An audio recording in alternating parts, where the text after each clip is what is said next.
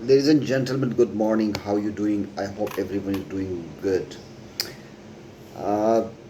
Ladies and gentleman, अगर हम Islamic history की बात करें और इसमें हम इस्लामिक या मुस्लिम डॉक्टर्स की बात करें जिनकी कंट्रीब्यूशन है, और ये मैं उन मुसलमानों की बात कर रहा हूँ जिसमें it's not including Pakistan, India, Bangladesh, ये जो थर्ड वर्ल्ड है ना, ये इनका तो कोई वजूद ही नहीं है contribution towards.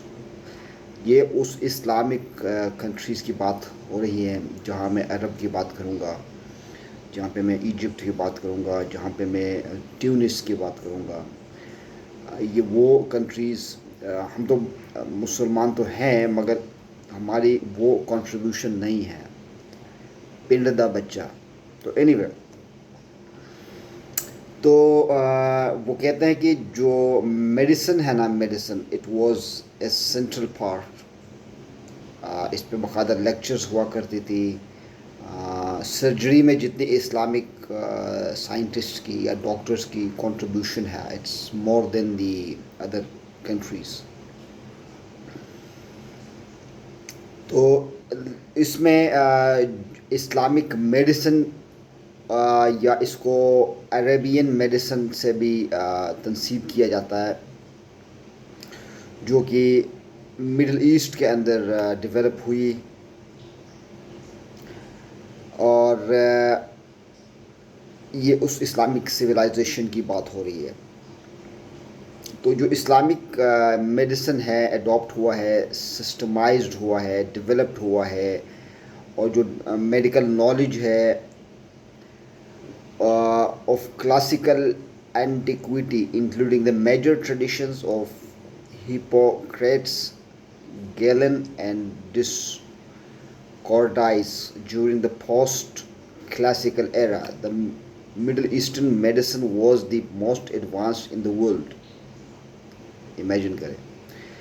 Integrating concepts of modern Greek, Roman, Mesopotamian, and Persian medicines, as well as the ancient Indian tradition of Ayurveda, while making numerous advances and innovations.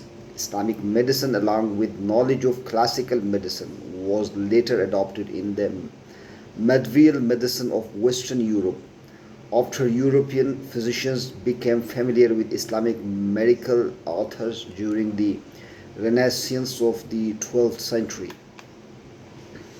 तो आपके सामने है कि वो यही बता रहा है कि ये जो Islamic medicine was that popular कि यूरोपियंस ने जो है ना वो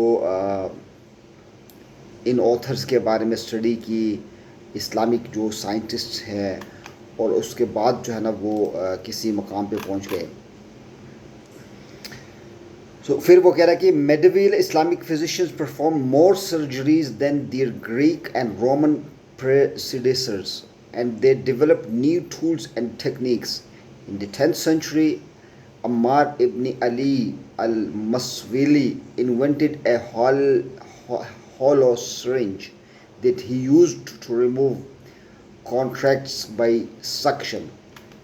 तो इमेजिन करें कि दैट वाज द एरा जब इस्लामिक